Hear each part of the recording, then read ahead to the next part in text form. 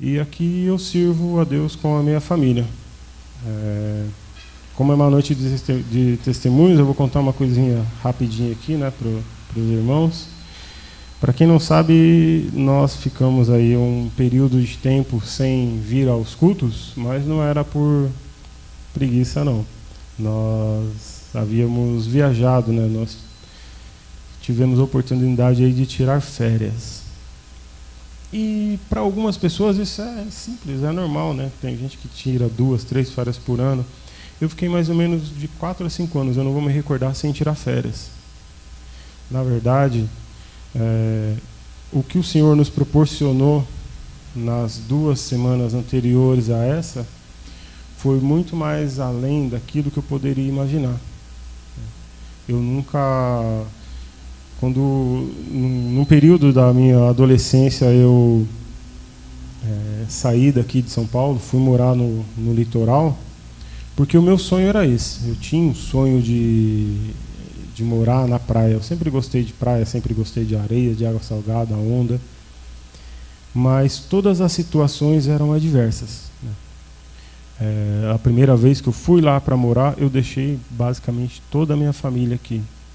Minha mãe, meus irmãos, a avó, tio, tia, primo, cachorro, papagaio, ficou todo mundo. Eu fui para lá sozinho. Só fui eu e meu irmão. Meu irmão ficou lá 3 meses comigo e depois eu permaneci mais uns de 2 a 3 anos lá só. Sendo que o último ano foi bem difícil. Quase morri afogado, com restrições de emprego e muita dificuldade financeira e tal. Porém, tudo sem a guia do Senhor, né? E agora, mesmo após nós termos aceitado ao Senhor e termos servido a Deus, demorou um período de tempo. Mas chegou a minha vez de curtir, né? A palavra de Deus fala, você planta e uma hora você colhe. E eu virei quase o Gabriel Medina lá. Eu fiquei 15 dias lá, todo dia eu surfava de manhã e à tarde. Todos os dias. Minha esposa estava com vontade de comer comida japonesa. Eu falei, vamos comer comida japonesa. Uma briga terrível com aqueles palestinos. O negócio é gostoso, mas dá muito trabalho de comer. Mas ela teve vontade e eu pude satisfazer essa vontade. Eu pude ir lá, ficar uns 15 dias lá na casa do meu sogro. Sou muito grato a ele por isso. Mas o Senhor pode te proporcionar muito mais além daquilo que você imagina. Você precisa aprender a sonhar e precisa aprender a esperar. Porque tudo que você planta na vontade, no tempo do Senhor, você vai colher. E não vai colher coisa ruim. Garanto para você que não colhe coisa ruim. Até mesmo uma palavra que você ouviu, usando como exemplo aqui, você levou uma palavra para um ente querido seu, um amigo seu, que você viu que ele estava numa determinada situação ruim, e você foi lá e tentou levar um consolo através da palavra de Cristo, e naquele momento ele não ouviu, ou ouviu e fingiu que não aceitou, tal. Cara, aquilo não cabe a nós regarmos. Na verdade, cabe a nós apenas o plantar. Você pode plantar, regar. Cara, se não for no tempo do Senhor, não vai dar certo. Então, todas as nossas orações, todos os nossos pedidos estão lá. E no tempo certo, tudo aquilo que você planejou, que você almejou, e todas as promessas que você ouviu, elas vão se cumprir. E você vai ficar surpreso, como eu fiquei. Que eu pude satisfazer a minha vontade, né? Pude satisfazer algumas vontades da minha esposa, do meu filho, da minha filha, mesmo sem merecer. Porque eu particularmente não mereço muita coisa não. Sou ruim, sou chato, mal educado. Mas o Senhor é aquele que cumpre o desejo do nosso coração. Então deseja, sonha, desde o mais simples até o mais complexo. Pode sonhar. E acredita que no tempo certo o Senhor é aquele que vai te dar. E esses foram uns 15 dias maravilhosos. Pena que acabou, né? Para quem não percebeu, eu estou até de barba. Como eu preciso me barbear todo dia no meu trabalho, eu saí de férias e falei, mano, Gillette não passa mais perto da minha cara. Entrei de férias do trabalho, entrei de férias da Gillette também. Só que eu vou ter que voltar a trabalhar. Eu gostaria de compartilhar aqui algo com os irmãos que está no livro de Atos, capítulo 4. Né? É uma leitura bem extensa, tá? Que é só para elucidar um período aqui rapidinho de... Aqui, Atos 4, aí no capítulo 4, versículo 1. Pedro e João ainda estavam falando ao povo quando chegaram alguns sacerdotes e o chefe da guarda do templo e alguns saduceus. Eles ficaram muito aborrecidos porque os dois apóstolos estavam ensinando ao povo que Jesus havia ressuscitado e que isso provava que os mortos vão ressuscitar. Então prenderam os dois e os puseram na cadeia para ficarem lá até o dia seguinte, pois já era muito tarde. Porém, algumas pessoas que ouviram a mensagem e creram, e os homens que creram foram mais ou menos 5.000. No dia seguinte, reuniram-se em Jerusalém as autoridades dos judeus, os líderes do povo e os mestres da lei. Nessa reunião também estava Anás, que era o grande sacerdote, Caifás, João, Alexandre e alguns que eram da família do grande sacerdote. As autoridades puseram os apóstolos em frente deles e perguntaram: com que poder ou em nome de quem vocês fizeram isso? Então Pedro, cheio do Espírito Santo, respondeu às autoridades e líderes do povo: os senhores que estão nos perguntando hoje sobre o bem que foi feito a este homem e como ele foi curado, pois então os senhores e todo o povo de Israel fiquem sabendo que este homem está aqui completamente curado pelo poder do nome de Jesus Cristo de Nazaré, aquele que os senhores crucificaram e que Deus o ressuscitou. Jesus é aquele de quem as Escrituras Sagradas dizem: a pedra que vocês, os construtores, rejeitaram, veio a ser a mais importante de todas. A salvação só pode ser conseguida por meio dele, pois não há no mundo inteiro nenhum outro que Deus tenha dado aos seres humanos, por meio do qual possamos ser salvos. Os membros do Conselho Superior ficaram admirados com a coragem de Pedro e de João, pois sabiam que eram homens simples e sem instrução, e reconheceram que eles tinham sido companheiros de Jesus. Mas não podiam dizer nada contra os dois, pois o homem que havia sido curado estava ali de pé, junto com eles. Em seguida, mandaram que Pedro e João saíssem da sala do conselho e começaram a discutir o assunto. Eles diziam: o que vamos fazer com estes homens? Pois todos os moradores de Jerusalém sabem que eles fizeram um grande milagre, e nós não podemos negar isso. Mas, para não deixar que a notícia se espalhe ainda mais entre o povo, vamos ameaçá-los, a fim de que nunca mais falem com ninguém a respeito de Jesus. Então os chamaram e ordenaram duramente que não falassem nem ensinassem nada a respeito de Jesus. Mas Pedro e João responderam: os senhores mesmo julguem diante de Deus. Devemos obedecer os senhores ou a Deus? Pois não podemos deixar de falar daquilo que temos visto e ouvido.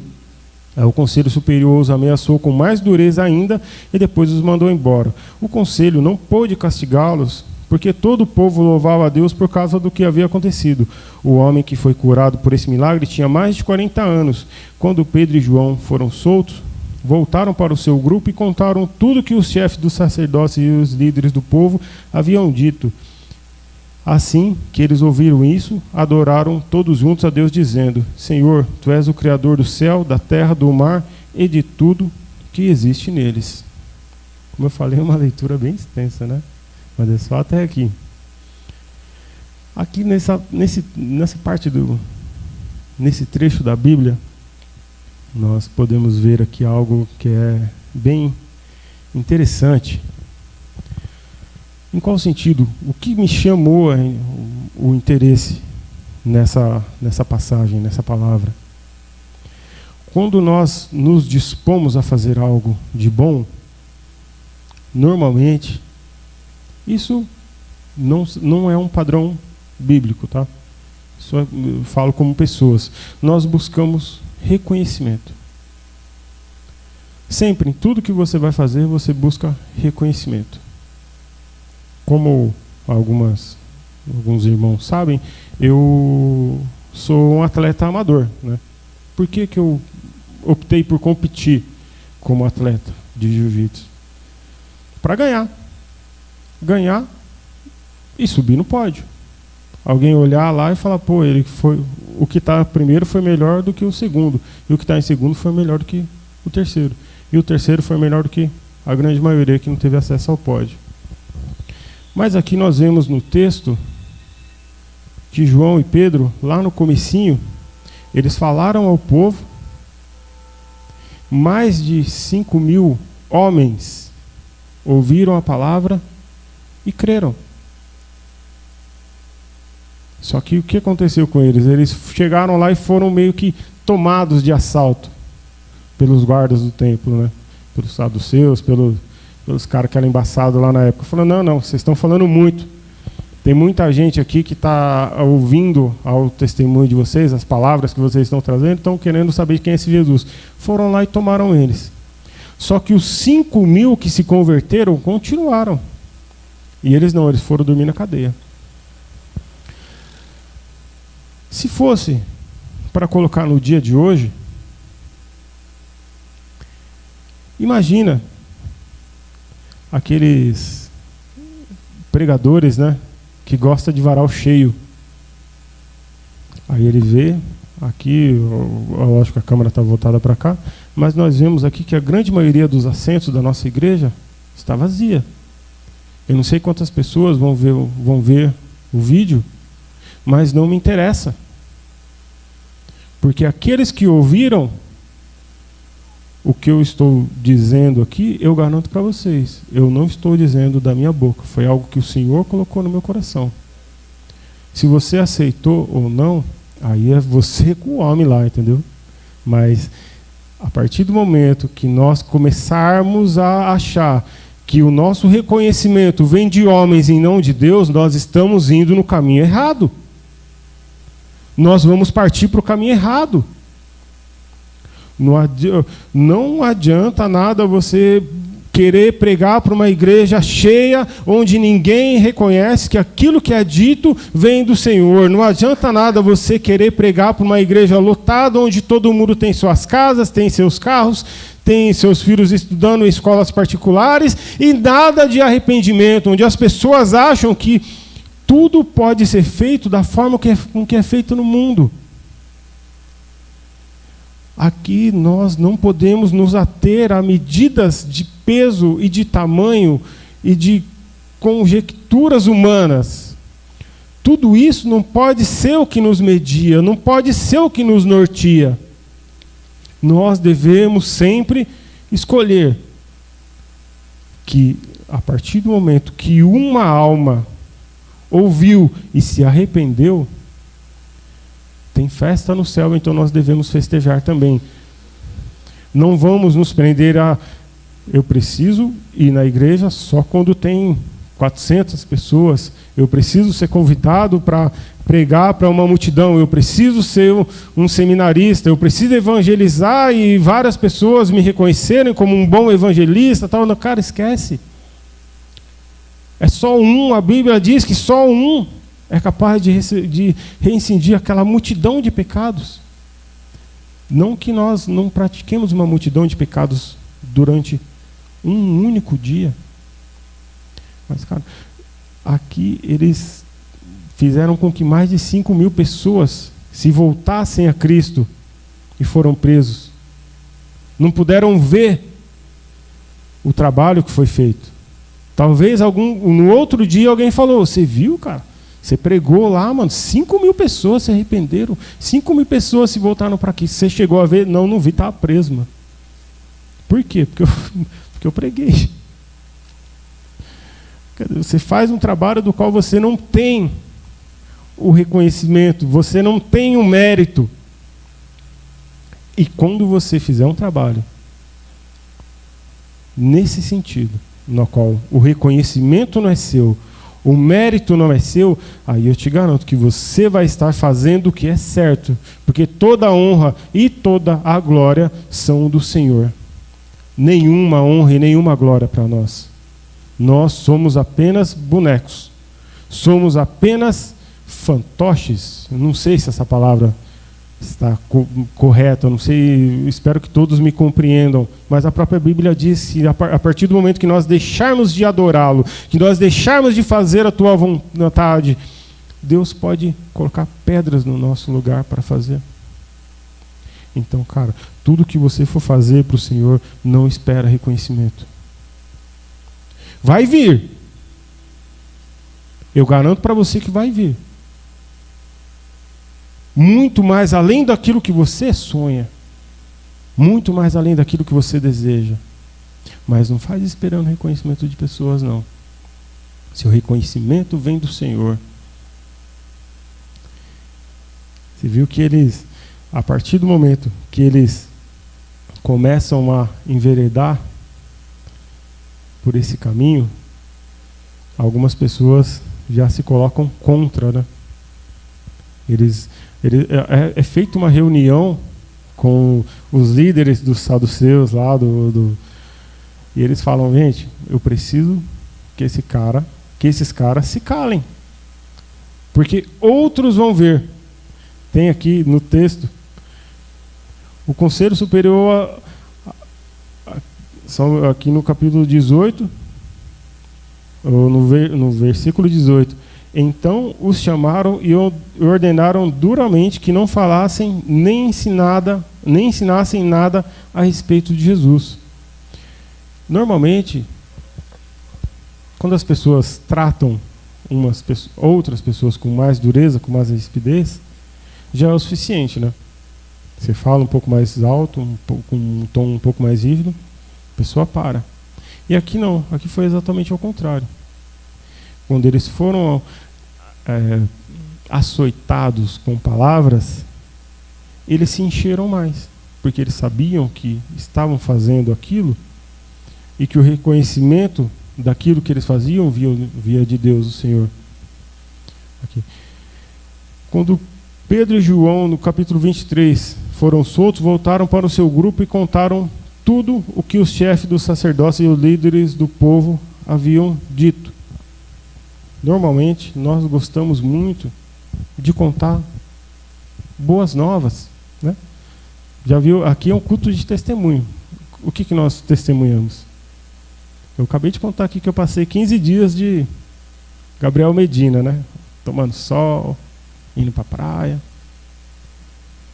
A gente costuma contar essas coisas boas.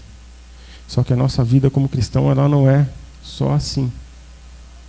Nós temos os nossos altos e infelizmente, nós temos os nossos baixos também. Só que nós não devemos ficar contando nem muitas coisas boas e nem muitas coisas ruins para qualquer um.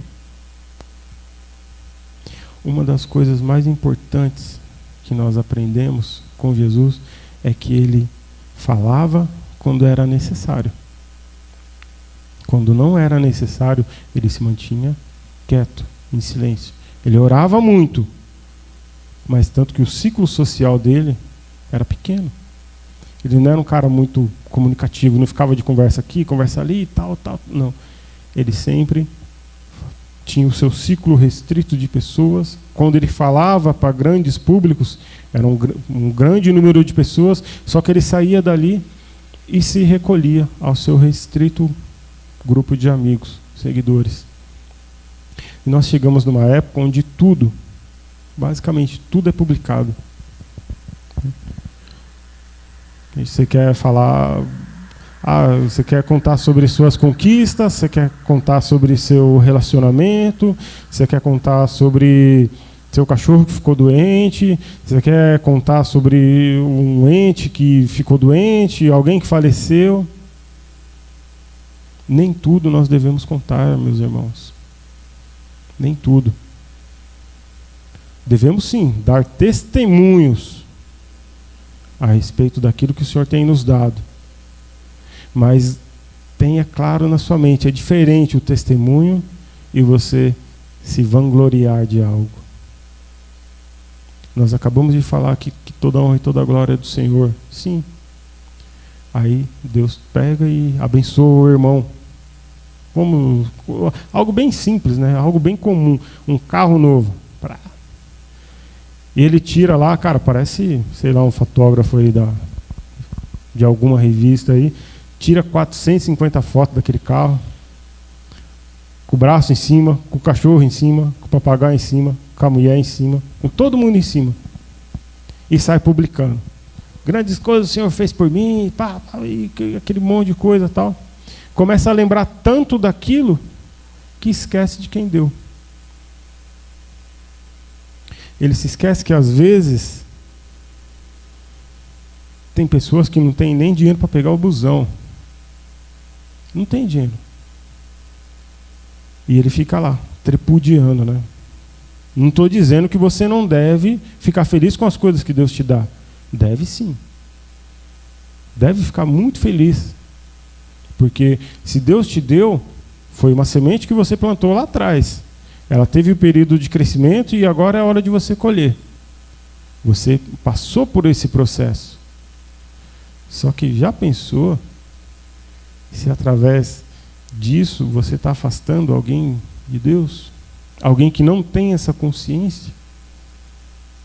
Alguém que é tão inocente a ponto de achar que ele vai plantar hoje e vai colher amanhã tudo? Então nós, queridos irmãos, nós devemos ser bem, acho que a palavra discreto cabe. Nós devemos ser discretos. Devemos ser discretos no nosso relacionamento, devemos ser discretos no nosso trabalho, devemos ser discretos na escola. Principalmente devemos ser discretos em redes sociais. Nós não devemos expor muito o nosso pensamento, as nossas opiniões.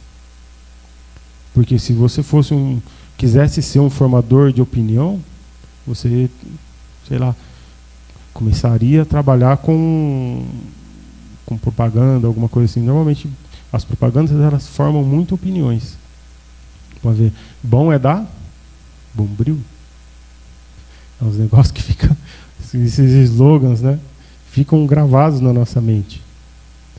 Só que nós devemos nos manter um pouco distantes disso. E eu vou falar o porquê. Já pensou se por acaso eu sou corintiano? Eu uso verde porque eu não tenho preconceito nenhum com o negócio de time.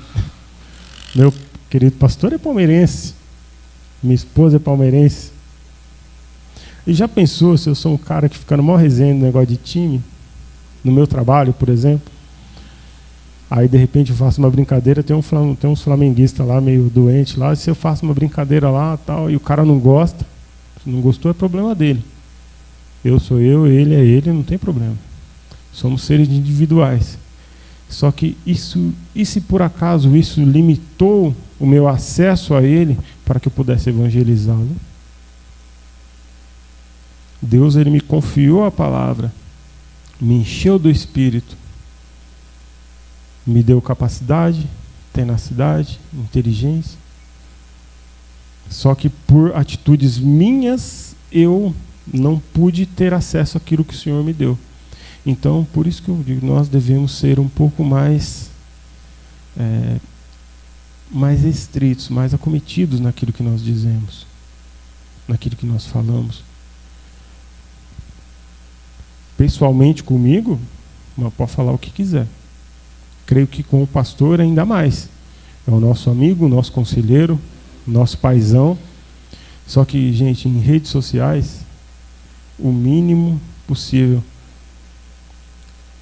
Por que disso daí? Muitas vezes as pessoas estão ali, você coloca uma foto lá com sua esposa, olha que eu e meu esposo, graças a Deus, que não sei o quê, pá.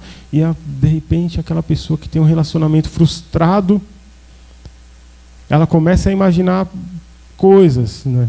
Tipo, mas se o meu relacionamento se frustrou, por que o dele não vai se frustrar também? E começa a dirigir a nós, né, aquela imagem que nós postamos, um sentimento de inveja. E a própria Bíblia ela diz que contra a inveja, o que nós temos que nos defende contra a inveja?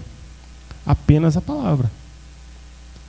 Porque em Provérbios, eu não vou me lembrar agora muito bem a referência, diz que contra o escudo tem uma espada E contra a lança tem um capacete, mas e contra a inveja não tem nada. E às vezes nós tomamos isso para a nossa vida, né? Nós escolhemos sofrer esse tipo de ataque de livre e espontânea vontade. Uma das coisas que Deus nos assegura, um dos primeiros direitos que Deus nos deu foi o de livre-arbítrio. Nós temos o direito de escolher que caminho seguir. Hoje eu vim conversando com a minha esposa, uma determinada situação aí, e as pessoas pediram: tem como você orar para nós? Tem. Não devemos negar. Tem como você orar? Tem, vamos orar. Ah, tem como interceder por nós? Tem. E nós levamos a palavra, e nós falamos sobre o amor de Deus e tal, e uma hora, e pede para o pastor, e pede para o diácono, e pede para o presbítero, pede para todo mundo. E de repente você vai ver, deu muitas voltas e saiu no mesmo lugar. Por quê? Não cabe a nós escolher quando vai ser colhido esse fruto. Às vezes nós estamos falando a mesma coisa para a pessoa e não é a hora dela. Então nós devemos falar menos. Nós devemos manter a nossa comunhão entre nós e anunciar para os outros aquilo que o Senhor requer que nós anunciemos. Uma coisa boa de se fazer é orar. Orar, para você não falar mais do que a boca.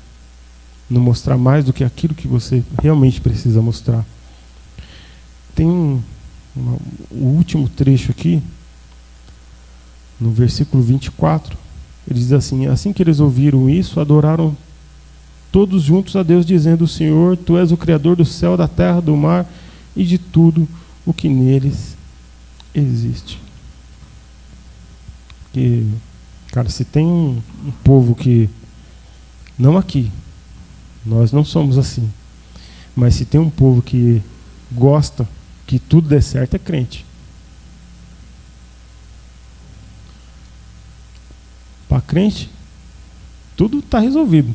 Não existe crente pobre, não existe crente que sofre acidente de carro, não existe crente que sofre acidente de moto, não existe crente desempregado, não existe crente com crise conjugal, não existe crente que toma bomba na escola, não existe crente que tem filho mal criado, não existe crente que passa fome, não existe crente que passa frio, não existe crente que é assaltado. Nós vivemos, tipo, tá ligado aquele panfleto daquela outra denominação da igreja, que o cara tá coçando a orelha do tigre ali? Mano, tem crente que acha que é aquilo. E não é. Não é aquilo.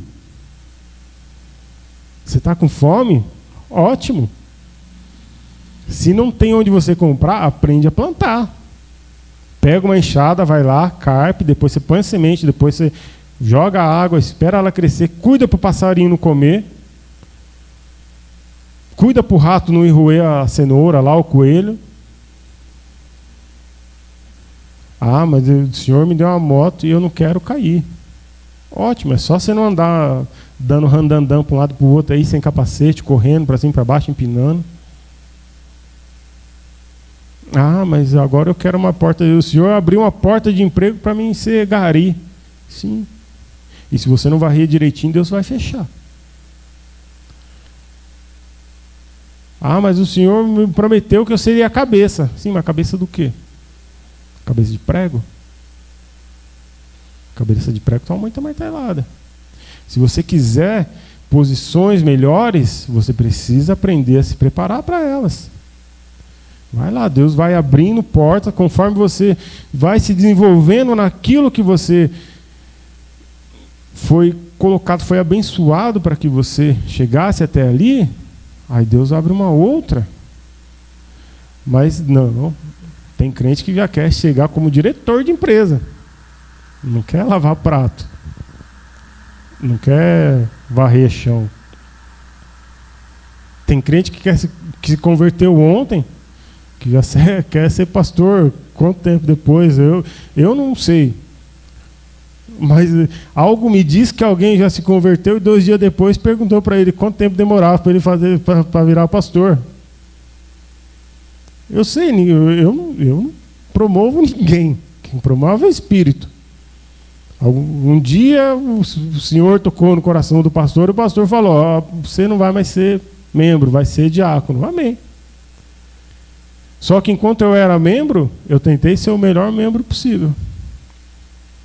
Quanto diácono, já falei isso, falo de novo, eu sou um diácono em falta. Eu conheço todas as minhas responsabilidades, eu fui treinado para isso, e mesmo assim eu sou um diácono ruim. Sou. Não é que eu não tenho vergonha de falar, mas se eu mentir, falar que ninguém ficar de conversinha, de desculpinha, não, é pior ainda. Eu sou um diácono ruim.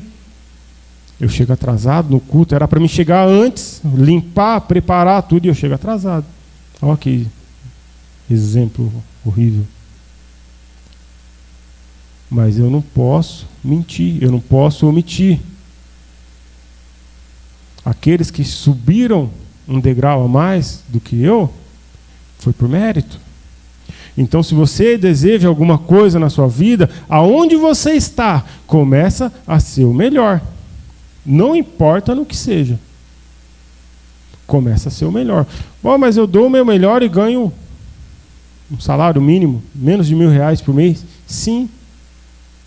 A partir dali, você vai começar a ganhar seus 1.500, 2.000, 2.500, 3.000, 4.000, 5.000. E esse sonho que você tem de um dia se tornar algo expressivo, vai vir com o tempo, desde que em todos os degraus que você passar, você não deixe para trás a promessa. Porque uma das formas que nós temos de abrir mão da promessa é deixarmos de ser espelhos de Cristo. Através do nosso testemunho, nós convenceremos outros daquilo que nós somos, do Deus que nós servimos. E através do nosso testemunho, não só de coisas boas, através do nosso testemunho no mundo. Não que nós pertencemos ao mundo, mas como nós passamos pelas coisas do mundo. Senhor, Tu és, diz aqui no texto, Senhor, Tu és o Criador do céu, da terra, do mar e de tudo o que existe neles. Tudo. Absolutamente tudo. Deus é dono da moto. E Deus também era dono da moto que um dia eu caí. Uma coisa, contar rapidinho aqui para vocês. Um dia acordei cedinho. Não foi 5, isso daí foi outro dia. Acordei mais ou menos umas 7 horas da manhã, pastor. E aí acordei meu filho, né? Falei, você quer ir lá ver o pai surfar? Vamos lá. Não tinha visto ainda, né? Aí acordei ele, entrei no mar. Aí fui nadando assim em cima da prancha, né? A gente chama de remar, fui remando até lá fora, onde quebrava as ondas assim. Quando eu cheguei lá, parece que o mar falou, não quero. E aquela calmaria, né? E eu falei, Senhor, agora que eu chamei meu filho para ver que eu estou surfando, não tem onda nenhuma, né? Ele vai achar que eu estou mentindo. Manda uma onda aí, meu Deus. Olha a conversa, né? O cara, quando está sozinho, fala com Deus, que é uma maravilha. E não é que veio mesmo uma onda, eu remei, peguei e tal, e consegui surfar lá. Eu falei, já não vou me passar por mentiroso. Só que o mesmo mar que deu a onda para que eu pudesse me alegrar e provar para o meu filho que eu sabia surfar, foi o mesmo que um dia me afogou. O mesmo mar, na mesma praia, na mesma situação. Fez com que eu ficasse com dor de cabeça e com problemas digestivos durante 3 dias. Meu olho estava mais vermelho que, sei lá, você estava essa bola aqui, ó. Bebi água até umas horas, água do mar, salgada, ruim. O mesmo mar que me proporcionou alegria foi o mesmo mar que há muito tempo atrás já me deu muita tristeza. E nós devemos aceitar tudo aquilo que o Senhor nos manda como cristãos. Não tem um hino que fala, né? Deus me deu e Deus me tomou. Às vezes Deus toma e depois Deus dá. Na verdade, Deus não dá e depois Ele dá. Só que tem muito crente manhoso. Tem muito crente afobado. Tem muito crente que desiste rápido. E nós não devemos ser assim. Nós devemos permanecer. Eu já falei uma vez aqui sobre sementes, né? Que tem sementes que crescem rápido e semente que cresce mais devagar. Semente de 3 meses já tem lá o brotinho, e sementes que 25 anos depois ela dá a primeira fruta. E você sabe que semente que é? Que você plantou, você não sabe. Você não sabe. Não tem, Deus não te permite saber qual é o plano dele. Ele só te assegura que é bom. A palavra de Deus, ela fala. Deus, ele é fiel e vai te dar muito mais além daquilo que você pode sonhar, que você pode imaginar. Só que ele não fala o que é. Na verdade, nem nós sabemos, conhecemos o nosso sonho de verdade. Quantas vezes você sonhou coisas maravilhosas e falou, nossa, que sonho bom, e depois, 5 minutos depois de acordado, você já não lembra de mais nada. O sonho foi-se. Assim também são com algumas promessas que a gente ouviu lá, depois que ela se cumpre, você fala, o Senhor cumpriu. Mas, na verdade, a gente precisa falar, o Senhor prometeu e eu esqueci, se cumpriu agora. Nós devemos ser diferentes. Não devemos nos ater a multidões. Se tem um ouvindo, fala. Se tem 200 ouvindo, fala também. Suas conquistas, suas felicidades, se alegram no Senhor. Mas seja mais cauteloso. Às vezes tem algumas pessoas que servem o mesmo Deus que você e não tem acesso às coisas que você tem. Então seja mais cauteloso para não entristecer aquele irmão que não tem paciência de esperar. A porta que o Senhor abriu para você, continua nela. Faça o seu melhor. É para servir café, seja o melhor servidor café de todos. É para varrer o chão, seja o melhor varredor de todos. É para ser peão de obra, cara, seja o melhor peão de todos. Em tudo nós devemos ser os melhores. Isso é para mim. É para ser diácono, seja o melhor diácono de todos, não o pior. Eu preciso inverter a posição onde eu estou. Depende de mim. Porque a porta o Senhor já abriu. Agora eu preciso passar por ela.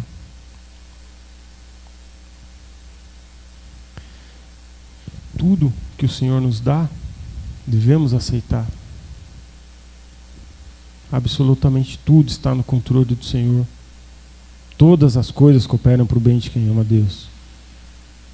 Eu gostaria de pedir oração aqui para os irmãos. Na semana retrasada, infelizmente, a minha avó, ela faleceu, né? Dorme no Senhor agora. E acho que a palavra aqui não é tão... Vou encontrar uma palavra para dizer isso, né? Não foi tão penoso para mim como tem sido para alguns membros da minha família. Então eu peço oração pela vida deles, né? Pela minha também, mas pela vida deles. Porque só existe uma forma de nós nos encontrarmos com Deus, o nosso Criador, que é sermos recolhidos na presença dele, né? Minha avó está melhor do que eu porque ela dormiu na graça, ela morreu, foi recolhida como cristã. E eu não, eu vou daqui até o final da minha vida combatendo contra as minhas vontades, as vontades da minha carne. Peço aos irmãos que orem para mim, por mim, pela minha família. Agradeço a oportunidade e que toda a honra e toda a glória são do Senhor Jesus.